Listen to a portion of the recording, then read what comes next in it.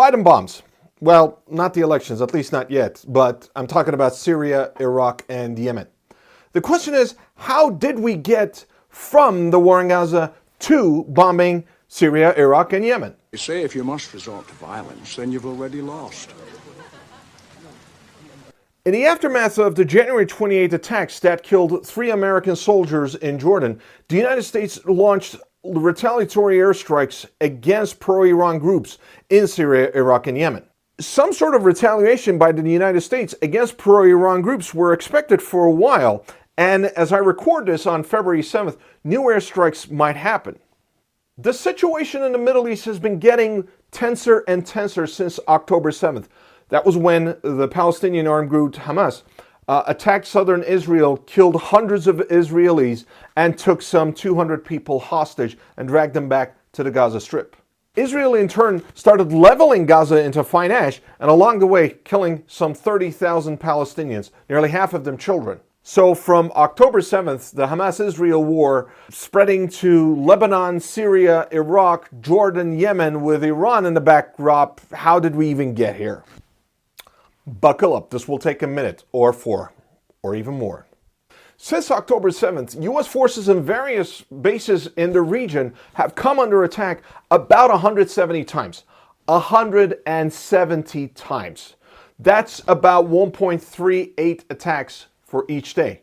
And yes, I use the calculator. I'm a doctor of history, not a mathematician. So the recent airstrikes are actually part of a broader Biden administration plan to de-escalate the crisis. Now, I'm not saying that I agree with that outlook. I'm not even saying that it's wise or smart. I'm not even saying that the Biden administration is succeeding. So let's look at those 4 fronts in which the Biden administration is trying to manage the crisis in the Middle East. First, between Israel and Palestine.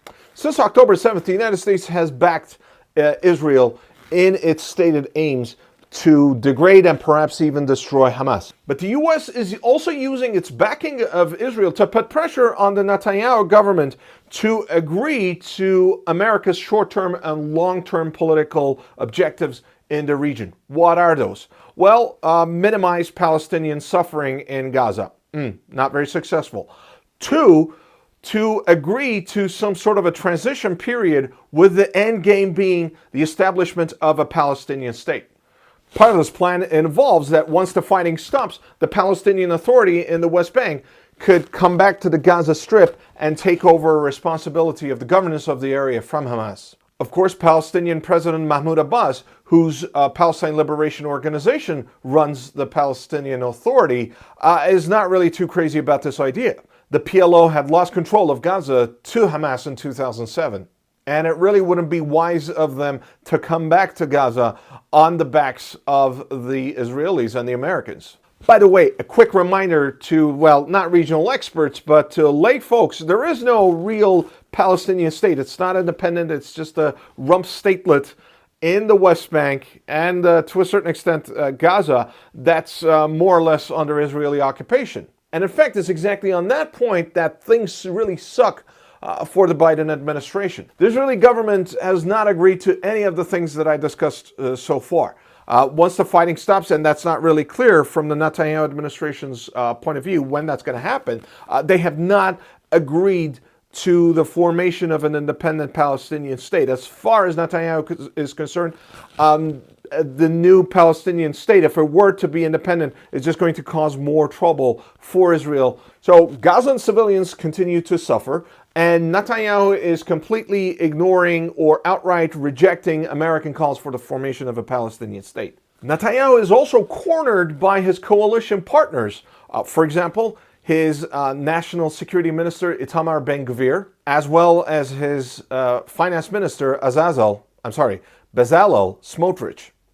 I'm sorry, when I said Azazel, I was thinking about the Denzel Washington movie. These are both far-right figures, and oftentimes they and their supporters call for the expulsion of Palestinians from Gaza and the area's settlement by Israelis. In plain English, they're calling for the ethnic cleansing of Palestinians, which leads many people around the world to accuse Israel of a planned slow-motion genocide against Palestinians. And while all of this is happening, Netanyahu ain't doing much about any of it. The second front in which the Biden administration has tried to contain the war is at the wider Middle East regional level. The main U.S. aim here has been to prevent the war from spreading further. Right after the October 7th attack took place, the United States parked a couple of carrier battle groups into the eastern Mediterranean to prevent groups such as Lebanese Hezbollah and Iran from trying to take advantage of Israel in its moment of weakness and anger and shock. Washington also cooperated with regional allies such as Saudi Arabia, Egypt, and Qatar to facilitate an exchange of the hostages kept by Hamas with Palestinians imprisoned in Israeli jails. And this approach actually bore some fruit. In late November, there was a one-week ceasefire where about half the Israeli hostages were exchanged for several hundred Palestinian prisoners. Unfortunately, that process collapsed around December 1st and the fighting resumed. Also, to get more buy-in from regional allies, the ones I just mentioned, but also others, the United States started paying lip service to the idea of the formation of a Palestinian state. Of course, it wasn't just milk and honey. The Biden administration also responded to some of the provocations that I mentioned earlier by pro-Iran groups who that started to attack U.S. bases in Syria, in Iraq, in Jordan, and other parts of the region. For example, on January 4th, the United States killed Mushtaq Talib al-Saidi, the leader of Harakat Hezbollah al-Nujaba, a pro-Iran group which is part of the umbrella organization that calls itself Islamic Resistance of Iraq, which is intimately connected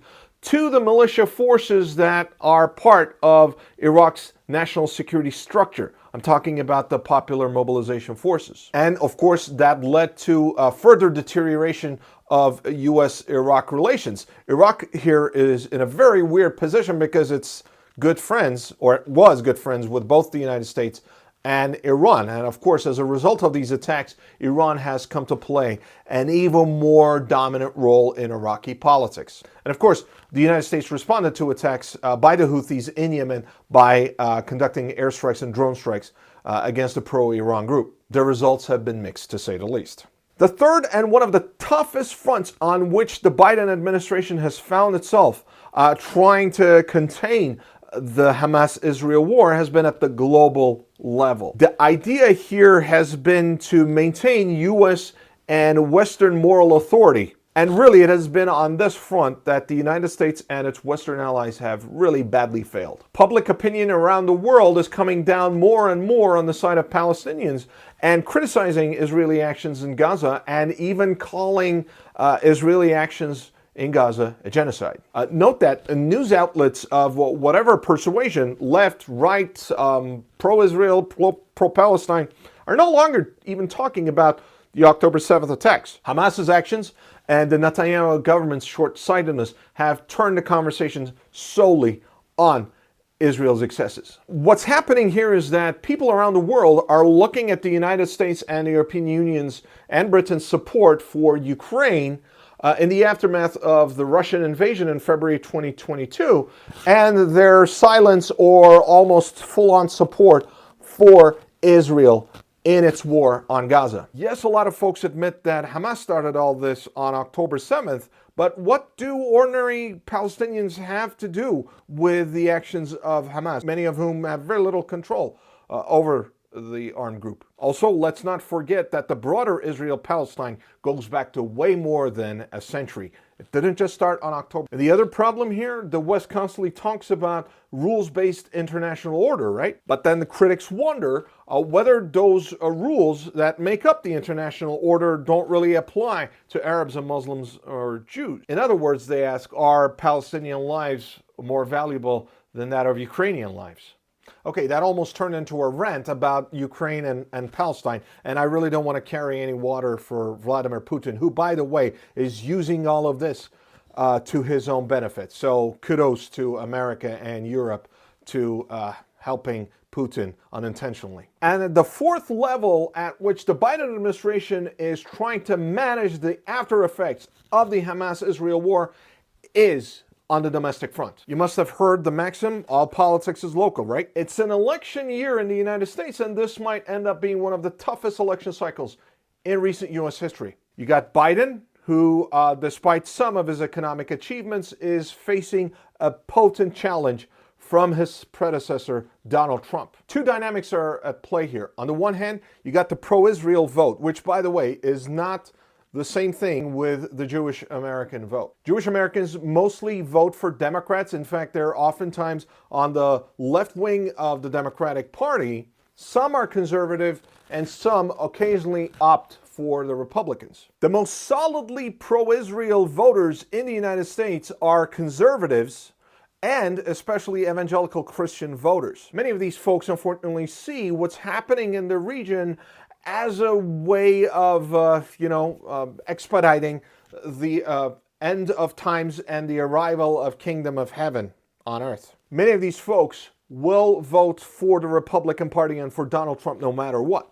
Things on the other side with the pro-Palestine vote are where things get complicated. Now, pro-Palestine voters are a smaller percentage of the U.S. electorate compared to the pro-Israel voters. However, they constitute a very strong element of the left wing of the Democratic Party in the United States. In addition, Arab and Muslim voters are concentrated in the state of Michigan. Michigan is an important battleground state with 16 votes in the U.S. Electoral College. It should also be mentioned that whichever candidate won Michigan since 2008 went on to win the White House. Of course, we should refrain from reductive reasoning. Just because there's a crisis in the Middle East doesn't mean it's just going to automatically affect the outcome of the U.S. presidential elections. Even in the 2000s, when the Iraq War was going on, it didn't play a salient role in the outcome of the elections. It didn't do so in 2004 and in the 2008 cycle, while Barack Obama was able to use his original opposition to the Iraq War against his opponents in the Democratic primaries and ultimately in the general election against the Republican John McCain. It was really the start of the economic recession in September 2008 that ultimately put Obama in the White House. Along similar lines, the disastrous U.S. withdrawal from Afghanistan in the summer of 2021 had little to no impact on the midterm elections of 2022. That is not to say that the ongoing crisis in the Middle East is not going to have any effect on November 5th. As I mentioned, the Palestine issue is very important for a lot of the voters in the left wing of the Democratic Party, many of them young, and these folks could just choose to not come out for Biden on November 5th or vote for a third-party candidate. A bigger worry for Team Biden is that if the crisis worsens and if more American troops die, then the Biden administration is going to have to retaliate even longer and harder on pro-Iran groups in the region. And that in turn could affect global oil and gas prices, which will then affect the trajectory of the U.S. economy, which could lead U.S. voters again to punish Biden. So believe it or not, the recent airstrikes against pro-Iran groups in Yemen, in Iraq, in Syria, is the Biden administration's attempt to de-escalate the crisis. So by giving off a warning to Iran and to these groups and making sure that it's airstrikes of a more limited capacity, by refraining from further deaths on the other side, the Biden administration is actually signaling that it does want to de-escalate. But I said at the beginning, I don't necessarily agree with that approach. I'm not even sure if it's the wise or the smart approach. I'm not even sure if it's going to ultimately work, because what happens if things escalate? What happens if in one of these U.S. airstrikes, the Americans kill someone they're not supposed to kill? What happens then? Things could really get out of control. Yeah, that definitely took more than a minute or two or three or four. In my next videos, I'll be discussing the Biden administration's attempts to end the fighting in Gaza and then create an opening for the formation of the Palestinian state in the near future. But also why Iran is even confronting the United States through its proxies. For more of my commentary on history, geopolitics, international and Middle Eastern affairs that combines the serious and the light, the bitter and the sweet, the wise and the unwise, click the like, subscribe, and notification buttons below. Also, I would love to hear your thoughts, so please write your thoughts in the comments. Thank you.